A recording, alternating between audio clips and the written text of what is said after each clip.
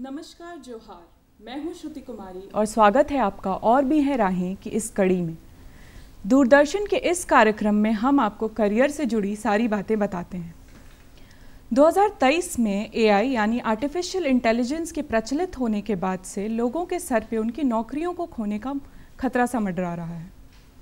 मई 2023 में यूएस में 3,900 नौकरियों का स्थान एआई ने ले भी लिया है। पर आज भी कई ऐसे करियर्स हैं जिसमें एआई पीछे सा दिखता है और उसकी जगह एआई को लेने में अभी समय लगेगा। ऐसे ही एक करियर के बारे में आज हम आपसे बात करेंगे।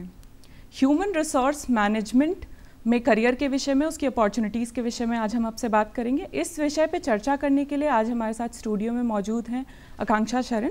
आकांक्षा जी, आपका बहुत बहुत स्वागत है हमारे स्टूडियो में।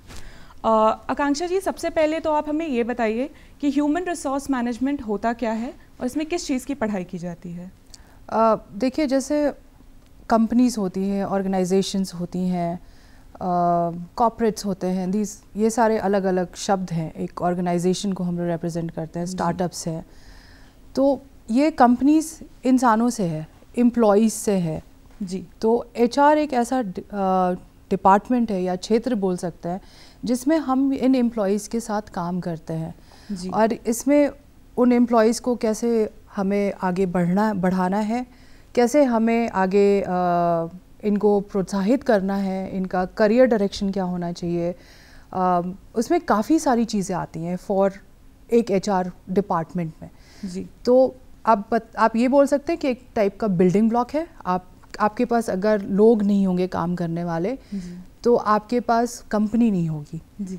तो ह्यूमन रिसोर्स बेसिकली उसी को बोलते हैं, उस डिपार्टमेंट को बोलते हैं जो ये सारे एम्प्लॉयज़ और इनके साथ जितने सारी प्रोसेसेस होती हैं या जितने सारे बाकी काम रहते हैं, जो इनका प्रोजेक्ट्स रहता है जी। उसके साथ ये डील करता है। तो ये है human resource management in very short जी। तो जैसा आपने बताया कि ह्यूमन रिसोर्स जो होता है वो ऐसा रोल प्ले करता है कि जब एक कंपनी होती है, अगर हम मान के चलें कि एक कंपनी है जो कंप्यूटर्स बना रही है, तो उनको बनाने के लिए हमें बहुत सारे लोगों की ज़रूरत पड़ेगी, पर उन लोगों को संभालने के लिए एक डिपार्टमेंट होता है जो ह्यूमन रिसोर्स करता है जी।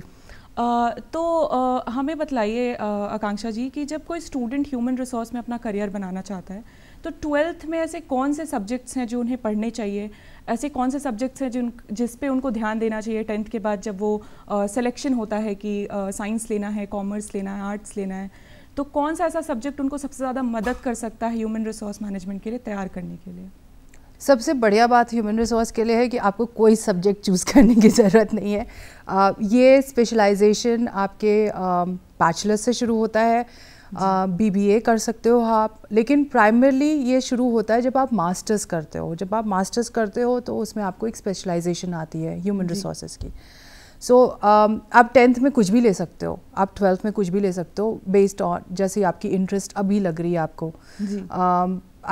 जो बहुत इम्पॉर्टेंट है मुझे लगता है, आई थिंक मैथ्स सबको बेसिक्स आने चाहिए जो 10th तक हमारी एजुकेशन सिस्टम सिखाती है जी। सो ऐसे कोई ज़रूरत नहीं है कि आपको एक साइंस लेना है या आपको कॉमर्स लेना है, आपको आर्ट्स लेना है। आप साइंस वाले हो तब भी आप एचआर कर सकते हो, आप कॉमर्स वाले हो तब भी आप एचआर कर सकते हो, आप आर्ट्स वाले हो तब भी आप एचआर कर सकते हो। सो ऐसी कोई सब्जेक्ट की ये नहीं है, इट्स नॉट लाइक लिमिटेड कि आपको यही करना है जी। तो आपने बताया कि स्टूडेंट्स कोई भी सब्जेक्ट्स के साथ एचआर में आगे बढ़ सकते हैं और 10th में अगर 11th-12th में अगर उन्होंने कोई भी सब्जेक्ट लिया है तो भी वो बीबीए कर सकते हैं आगे जाके, और एमबीए करने के बाद उनको एचआर एज अ स्पेशलाइजेशन मिलता है। पर जैसे जेई वगैरह जब बच्चे देते हैं तो उनके लिए बीटेक करना चाहते हैं तो जेई वगैरह का एग्ज़ाम होता है, लॉ में क्लैट का एग्ज़ाम होता है। तो क्या एचआर ह्यूमन रिसोर्स करने के लिए भी कोई ऐसा एग्ज़ाम होता है जो बच्चों को 12th के बाद या बैचलर्स के बाद देना होता है? 12th के बाद तो नहीं, हाँ बैचलर्स के बाद definitely CAT common admission test जो हर मास्टर्स या करने वाले बच्चों को लगता है। कैट हो सकता है, मैट हो सकता है, देन जेवियर कॉलेजेस का अपना एक जैट होता है। सो हर अपने अपने कॉलेजेस का रहता है, बट कैट सबसे ज़्यादा कॉमन है। आई थिंक लोगों को उसके लिए प्रिपेयर करना चाहिए। जैसे मैंने पहले ही बोला था, एचआर एक सब्जेक्ट की तरह आपके पास तब आता है जब आप मास्टर्स में होते हो, तब आप उसको स्पेशलाइज करते हो। जी। तो आपने जैसे बताया कि कैट है, मैट है, ऐसे एग्ज़ाम्स हैं जो बच्चे दे सकते हैं मास्टर्स करने के लिए। तो ऐसे कौन से क्षेत्र हैं जिसमें उनको पढ़ने की ज़्यादा ज़रूरत है जिससे वो कैट वगैरह निकाल सकें, और क्या चीज़ें हैं जिन पे उनको ध्यान देना चाहिए? कैट में जब मैं दे रही थी तब 3 ही सेक्शंस थे, एप्टीट्यूड का था, इंग्लिश कॉम्प्रिहेंशन था और मैथमेटिक्स था। तो आई थिंक एंड सारे ज़्यादातर कॉम्पिटिटिव एग्ज़ाम्स एप्टीट्यूड, कम्युनिकेशन या कॉम्प्रिहेंशन और मैथ्स पे फोकस करते हैं। तो 10 से आप उसकी तैयारी शुरू कर सकते हो। एंड जो भी है, अगर आप आर्ट्स में भी हो तो इसका मतलब ये नहीं है कि आप वो अटेम्प्ट नहीं ले सकते हो क्योंकि आपकी मैथ्स अच्छी नहीं है। जो आपने 10 तक पढ़ा है बेसिकली उसी को फोकस करके ये पूरे एग्ज़ाम्स होते हैं। जी। तो आपने काफ़ी अच्छा एक्सप्लेनेशन दिया कि 10th के बाद भी बच्चे तैयारी शुरू कर सकते हैं, और 10th तक की मैथ्स जो है वो काफ़ी है बच्चों को कैट निकालने के लिए या मैट निकालने के लिए। तो एक HR जो है वो एक बहुत बड़ा टर्म लगता है, ह्यूमन रिसोर्स मैनेजमेंट। उसके अंदर क्या कोई फोकस एरिया हैं, स्पेशलाइजेशंस हैं जिसमें बच्चे चूज़ कर सकते हैं? HR एक पूरा डिपार्टमेंट है। जैसे आपका हर जैसे एक वास्ट सब्जेक्ट है, उसके अंदर सब सब्जेक्ट्स आते हैं, राइट? फॉर एग्जांपल साइंस, उसके नीचे फिजिक्स, केमिस्ट्री, मैथ्स, दैट्स, या biology, like physics, chemistry, biology. वैसे ही HR में भी काफ़ी सारे अलग अलग प्रोसेसेस हैं, अलग अलग सिस्टम्स हैं। फॉर एग्जांपल उसमें एक पार्ट होता है जिसमें आप लोगों को अपनी कंपनी में लेके आ रहे हो, उसको रिक्रूटमेंट बोलते हैं। अब कोई काम कर रहा है, उसको आप सैलरी पे आउट करते हो, जी, तो उसमें आपको वो पेरोल कॉम्पनसेशन का पार्ट आ गया। ऐसे करके करीब 7 से 8 सब फील्ड्स हैं HR में जो आप यू कैन टेक जैसा आपको लगता है बेस्ड ऑन योर इंटरेस्ट। तो अगर बच्चों को अपने इंटरेस्ट की बेसिस पे चूज़ करना है तो क्या वो पहले से तैयार कर सकते हैं खुद को, या ज़रूरी है कि हर फील्ड में थोड़ा थोड़ा काम करके देखने के बाद ही उनको समझ में आएगा कि किस चीज़ में उनका इंटरेस्ट है? देखिए, अगर बच्चे हैं तो मेरा अजम्पशन है कि वो कहीं काम नहीं किए होंगे पहले। जी। तो मेरा रिकमेंडेशन तो यही होगा कि आप हर चीज़ को ट्राई करें। अब आपको HR में ही जाना है तो कुछ प्रोग्राम्स वैसे भी कंपनीज में होते हैं जिसमें आप एक मैनेजमेंट ट्रेनिंग करके जा सकते हो, जी, जहाँ पे वो आपको उस डिपार्टमेंट के हर सेक्शन से काम करवाएंगे 2 हफ्ते 3 हफ्ते डिपेंडिंग कैसा कैसा प्रोग्राम है। तो अगर वैसा रहता है तो आप वैसा कुछ ले सकते हो। आई थिंक वो ज़्यादा फीसिबल है।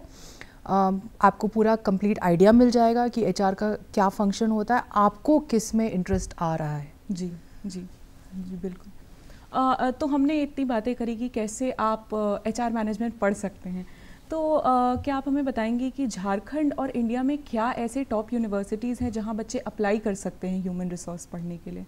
आई थिंक झारखंड से शुरू करते हैं क्योंकि one of the top universities India की झारखंड में है, XLRI जमशेदपुर में। उसके अलावा BIT मेश्रा, एक again well known college, university और कॉलेज, वहाँ पे भी HR की स्टडीज़ होती है मास्टर्स के बाद। IIT ISM Dhanbad, I mean कोई कमी नहीं है झारखंड में, झारखंड के बच्चों को कहीं बाहर जाने की उनके पास काफ़ी ऑप्शंस झारखंड में। लेकिन अगर बाहर जाना चाहते हैं तो ऑब्वियसली IIMs के 8-9 ब्रांचेस है, सबके पास स्पेशलाइजेशन है HR में मास्टर्स के लिए। इसके अलावा आप चाहें तो जेवियर कॉलेजेस, आप ऑल्सो सिम्बाइसिस अटेम्प्ट कर सकते हो। काफ़ी कॉलेजेस है HR के लिए, बहुत टॉप लेवल, A लेवल और B लेवल दोनों हैं। जी। तो जो बच्चे अब्रॉड जाके अपनी पढ़ाई करना चाहते हैं, जिनको इंडिया से बाहर जाना है, झारखंड में भी नहीं रहना, इंडिया के बाहर जाना है, उनके लिए क्या अपॉर्चुनिटीज़ हैं, क्या स्कॉलरशिप्स हैं, या कौन कौन से कॉलेजेस हैं जिसमें वो अप्लाई कर सकते हैं? तो देखिए, गवर्नमेंट ऑफ झारखंड का एक स्कीम है स्पेशली ट्राइबल बच्चों के लिए। वो मुंडा स्कॉलरशिप करके है, जिसमें ट्राइबल बच्चों को गवर्नमेंट ऑफ झारखंड प्रमोट करे इंडिया के बाहर, स्पेशली UK जाके स्टडी करने के लिए। जी। तो आई थिंक यहाँ के बच्चे उसका अपॉर्चुनिटी का लाभ उठा सकते हैं अच्छे से, क्योंकि स्पेसिफिकली झारखंड स्टेट का है, तो काफ़ी अच्छा अपॉर्चुनिटी है UK जाके कल्चर सीखने का, लोग से मिलने का, एट द सेम टाइम वहाँ की स्टडीज़ के लिए भी। जी। तो आपने काफ़ी अच्छी बात बताई कि हमारे चीफ मिनिस्टर का एक अपॉर्चुनिटी है जिसमें बच्चे यूके जाके अपनी पढ़ाई कर सकते हैं फुल स्कॉलरशिप के साथ। मैं ये समझना चाहूँगी कि जब बच्चों ने एक बारी मास्टर्स कर लिया, अपना ह्यूमन रिसोर्स मैनेजमेंट कर लिया, उसके बाद उनके पास अपॉर्चुनिटीज़ क्या होती हैं, जॉब अपॉर्चुनिटीज़ क्या हैं प्राइवेट सेक्टर में और गवर्नमेंट सेक्टर में? देखिए, जॉब अपॉर्चुनिटीज़ दोनों जगह है, प्राइवेट में भी है, गवर्नमेंट में भी है। जब तक कंपनीज खुलते रहेंगी या कंपनीज का काम चलते रहेगा तब तक ह्यूमन रिसोर्स मैनेजमेंट रहेगा जी। क्योंकि आप बिना ह्यूमन और बिना एम्प्लॉयज़ के कंपनी नहीं चला सकते हो जी। तो दोनों जगह अपॉर्चुनिटीज़ काफ़ी ज़्यादा है। इनफैक्ट मैं कहीं पढ़ रही थी कल, एक स्टडी भी आया है कि 2024 is going to be the year for human resource professionals, जिसमें काफ़ी सारी रिक्रूटमेंट ह्यूमन रिसोर्सेज के एरिया में होगी जी। तो दोनों जगह अपॉर्चुनिटीज़ है। आप मतलब टाटाज, रिलायंस या गवर्नमेंट में गवर्नमेंट ऑफ झारखंड ले लो, सेंट्रल गवर्नमेंट ले लो, आप कोई सा भी ले लो, आपकी जो पंच रत्न है, ONGC, ये सब जगह ह्यूमन रिसोर्सेज का स्कोप है जी। तो कहने का मतलब ये हुआ कि अगर ऑर्गेनाइजेशन है तो वहाँ ह्यूमन रिसोर्स की ज़रूरत है। Exactly. तो अगर बच्चे अगर एक बार मास्टर्स में ह्यूमन रिसोर्स पढ़ लेते हैं तो उनके पास अपॉर्चुनिटी की कोई कमी नहीं है, वो कहीं भी जाकर जॉब कर सकते हैं जी। अब मुझे ये समझना है कि जिन बच्चों ने 10th में या 12th में ये डिसाइड नहीं किया कि उनको ह्यूमन रिसोर्स करना है, उन्होंने अपनी पढ़ाई कंप्लीट कर ली, किसी और कोर्स में कर लिया, बीटेक कर लिया या कुछ और पढ़ लिया, आर्ट्स BA कर लिया, और फिर उनको उसके बाद ह्यूमन रिसोर्स पढ़ने की इच्छा हुई या उस फील्ड में घुसने की इच्छा हुई, तो वो बच्चे कैसे घुस सकते हैं इस फील्ड में? सबसे अच्छा तरीका तो मास्टर्स, PGDM या मास्टर्स। आप कैट की तैयारी कर सकते हो, मैट की तैयारी कर सकते हो, जैट की तैयारी कर सकते हो, वो बेस्ट तरीका है। लेट्स से अगर उतना भी नहीं करना है तो काफ़ी सारे बूट कैंप्स है, जैसे टैलेंट एज है एक कंपनी, वो बूट कैंप्स करवाती है। ये छोटे शॉर्ट सर्टिफिकेट कोर्सेज होते हैं, आप उसको यूज़ कर सकते हो, 6 महीने के होते हैं, आप वहाँ पे भी कर सकते हो। जोजो डे करके एक और कंपनी है, वो भी सर्टिफिकेट्स करवाती है। लेकिन मास्टर्स और PGDM, अगर आपने इंजीनियरिंग में या डॉक्टर में या जो भी आपकी फील्ड ऑफ स्टडी है, तब तक अगर उसमें मज़ा नहीं आ रहा है, एंड अगर आपको स्विच करना है तो सिर्फ ह्यूमन रिसोर्सेज के लिए नहीं, किसी भी इंडस्ट्री के लिए ये एक टिप है कि मास्टर्स नेक्स्ट स्टेप होनी चाहिए जी।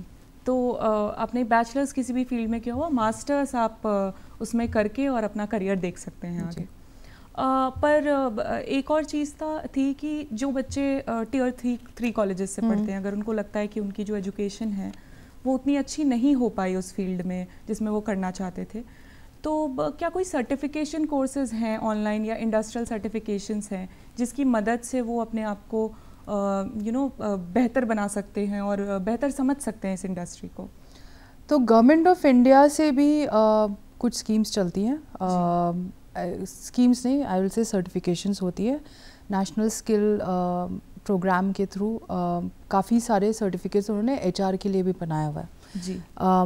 इसके अलावा काफ़ी सारी और आई वुड से कंपनीज़ हैं जिनको वो एक्रेडिशन देती हैं कि वो उनकी गवर्नमेंट के बिहाफ पे कोर्सेज चला सकती हैं।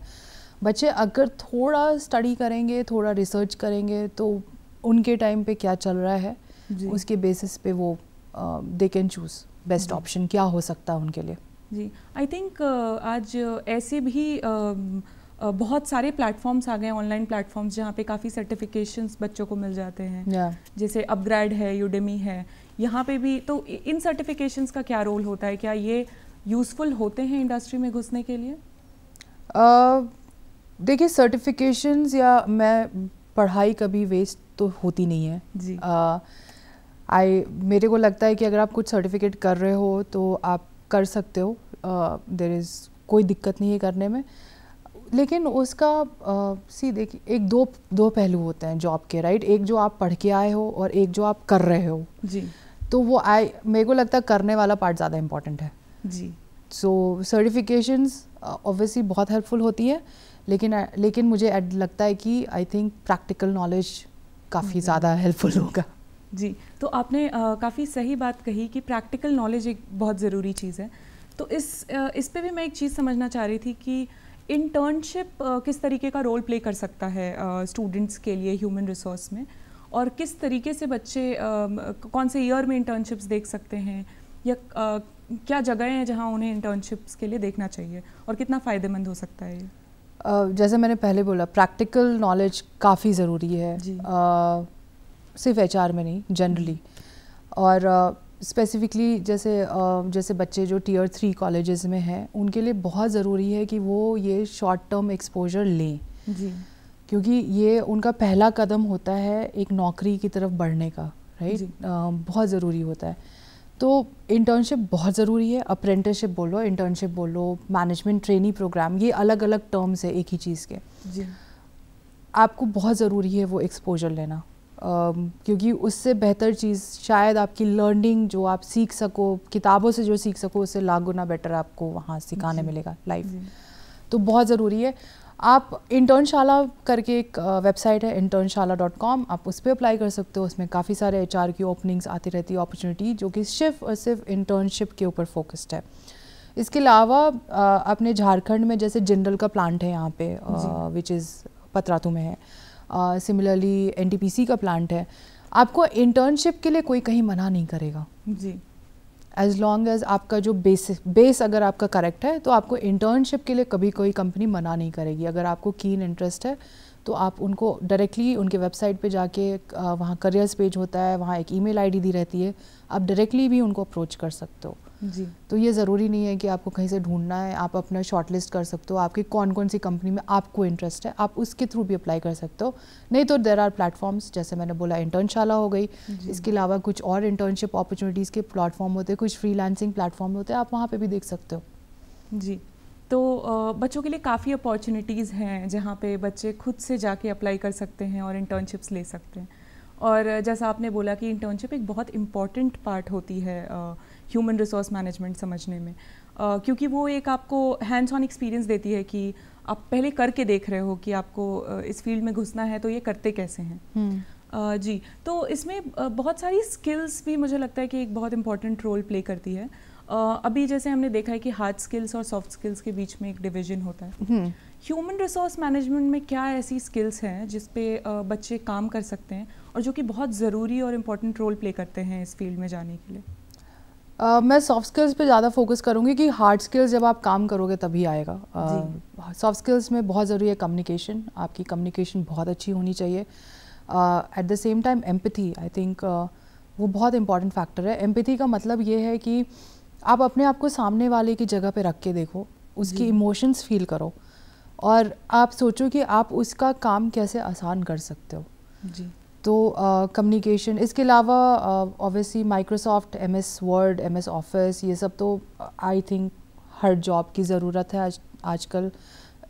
वो आपको बेसिक लैपटॉप स्किल्स होने चाहिए।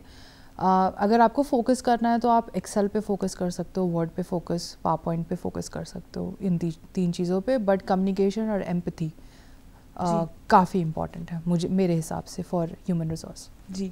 तो आपने जैसे बोला कि कम्युनिकेशन और एम्पैथी एक ऐसे सॉफ्ट स्किल्स हैं जिस पे लोगों को बहुत काम करने की ज़रूरत है अगर वो ह्यूमन रिसोर्स में आना चाहते हैं। लेकिन इसमें बच्चे काम कैसे कर सकते हैं, उसको डेवलप करने का क्या तरीका है?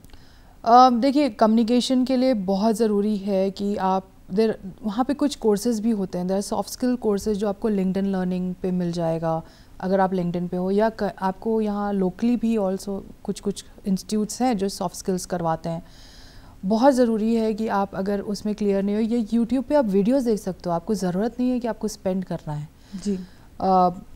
आप बहुत चीज़ें मतलब यूट्यूब से सीख सकते हैं, आप वहाँ से जाके सॉफ्ट स्किल्स ले सकते हो कि क्या होता है सॉफ्ट स्किल्स, कम्युनिकेशन आप कैसे इम्प्रूव कर सकते हो। Writing communication more than oral communication, writing communication is equally important जी। तो वो सब चीज़ें जो है, ग्रामेटिकल एरर्स, ये सब चीज़ें बहुत ज़्यादा जब आप ग्रो करते हो अपने करियर में तो आपको ये सब चीज़ों पे काम करना पड़ेगा। तो मैं तो बोलूँगी स्कूल के टाइम से अगर आप हिंदी मीडियम में, कोई दिक्कत नहीं है, आप ये यूट्यूब से ले सकते हो, आप बुक्स पढ़ सकते हो, आप आपके कुछ फ्रेंड्स हो, आप उनसे इंग्लिश में कम्युनिकेट करिए, क्योंकि वो आपको सुधारने में हेल्प करेगा जी। और इस सब के लिए आपको ज़रूरी नहीं है दैट आपको पैसे स्पेंड करने हैं, आपको कोई ज़रूरत नहीं स्पेंड करने की। अगर आप कुछ सीखना है तो आप ऐसे भी सीख सकते हो जी। आपने किताबों की बात करी, तो मैं समझना चाहूँगी कि क्या ह्यूमन रिसोर्स में से कोई रिसर्च पेपर्स होते हैं या कोई किताब होती है पर्टिकुलर जो बच्चों को पढ़ के रेडी रहनी चाहिए, उनको पहले से पढ़ते रहना चाहिए, या कोई वेबसाइट है जहाँ पे जाके वो ह्यूमन रिसोर्स के बारे में अपडेटेड रह सकते हैं? देखिए, किताब तो आई विल से कि ज़रूरत नहीं है, क्योंकि आजकल सारा चीज़ ऑनलाइन मिलता है। वेबसाइट, गूगल के पास सब चीज़ है। लेकिन हाँ, ट्रेंड्स क्या चल रहा है अभी, इंडस्ट्री का ट्रेंड्स क्या है, आगे फ्यूचर क्या हो सकता है। जैसे आपने इंट्रोडक्शन में बोला था कि एआई, आर्टिफिशियल इंटेलिजेंस काफ़ी 23 में काफ़ी उसका ग्रोथ देखा हमने। तो ये सब चीज़ें, ये सब ट्रेंड्स हैं, तो ये अपडेटेड रहना ज़रूरी है, बच्चों के लिए काफ़ी ज़रूरी है।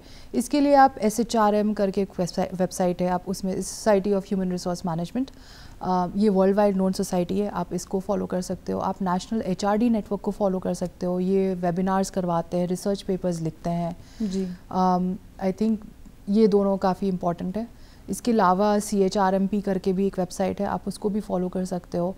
और पब्लिकेशंस एज सच, मतलब CHRMP की भी होती है और नेशनल HRD की भी होती है, नेशनल HRD नेटवर्क की, तो वो दोनों आप देख सकते हो जी। तो एक चीज़ जो हमने इंडस्ट्री में देखी है वो है कि नेटवर्किंग एक बहुत बड़ा रोल प्ले करता है किसी भी इंडस्ट्री में। तो HR मैनेजमेंट में भी क्या नेटवर्किंग बहुत ज़रूरी है, और अगर ज़रूरी है तो ये किस तरीके से हम इसको देख सकते हैं, HR में कैसे फ़ायदा उठा सकते हैं इसका? नेटवर्किंग हर जगह ज़रूरी है आज की डेट में, नेटवर्किंग सब जगह ज़रूरी है, HR हो या नहीं हो।